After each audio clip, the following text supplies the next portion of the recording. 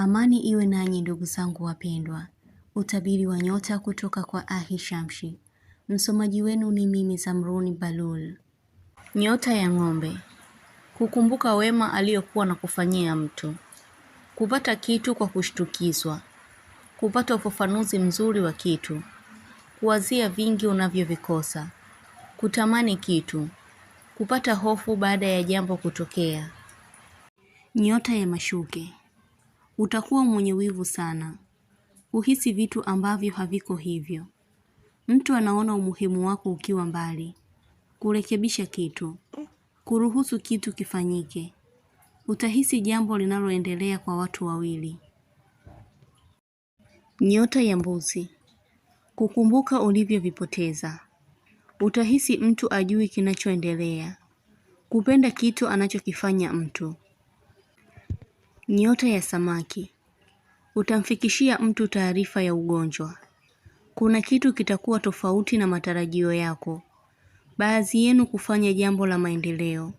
Kupata mwongozo mpya. Kumbukumbu za zamani kujirudia.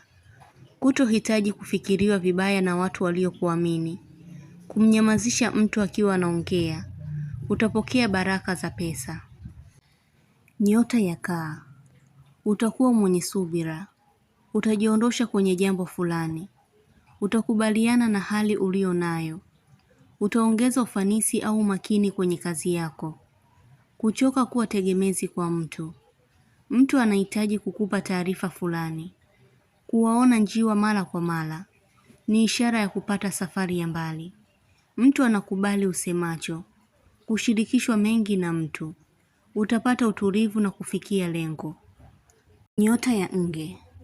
Kujizungumzisha ukiwa peke yako. Mtu uliyekosana naye atajirudi. Utamkumbushia wema uliomtendea mtu. Hutopendezewa na aina fulani ya mazungumzo. Utajulishwa jambo litakaloweza kutokea. Utapata maono yenye ujumbe wa kweli. Moyo wako kuuma kwa kuvuta. Kwa maana ya kusemwa vibaya au kufanyiwa jambo baya. Nyota ya mizani. Utahisi mtu ana wivu na wewe. Kupatanishwa na mtu. Utatumia kitu kitakacho kufanya uwe mwenye mvuto. Kuyasikia mazungumzo ya mtu kwa siri. Utakuwa mwenye wivu sana. Kuaminika sehemu. Nyota ya mapacha. Kujua tatizo la mtu. Kujilazimisha kulala wakati wa asubuhi. Utakuwa na mazungumzo wakati wa usiku. Kumuelewesha mtu jambo. Mtu kukushangaa. Nyota ya ndoo. Kupata ujumbe wenye mazingatio. Mtu anakuficha jambo utakalolijua. Wazo la kitu litakujia mara kwa mara. Kusita kumpatia mtu kitu. Utamsaidia mtu katika matatizo yake. Kuonesha hali ya upendo na kujali. Kuwaza sana ukiwa uko tulivu. Nyota ya simba. Utajua kuwa mtu anakupenda. Utafanya kitu kwa makusudi. Utafanya kitu ulichokitamani kufanya. Utajitahadharisha kwa kitu. Utawafanyia wema wazee au watoto. Utapata kujua kitu ambacho ulikuwa hujui. Mtu anakufikiria kwa namna nzuri. Utapatiwa maagizo. Nyota ya mshale. Utaichukia hali ya kulazimishwa kwa jambo au kushurutishwa. Utatamani mtu ajue kitu.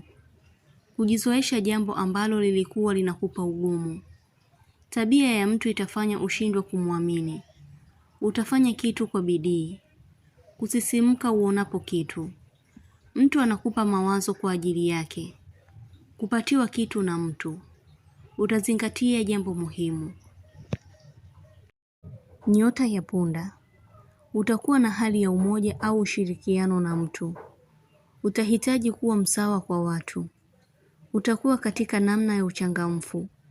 Baadhi yenu mtu uliye naye anavutiwa zaidi na upendo wako. Utaichukia tabia fulani ya mtu.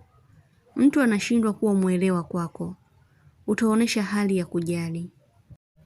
Utabiri huu unatoka kwa Ahishamshi. Usiache kusubscribe channel hii ya Ahishamshi. Kuonesha umoja wenu na upendo.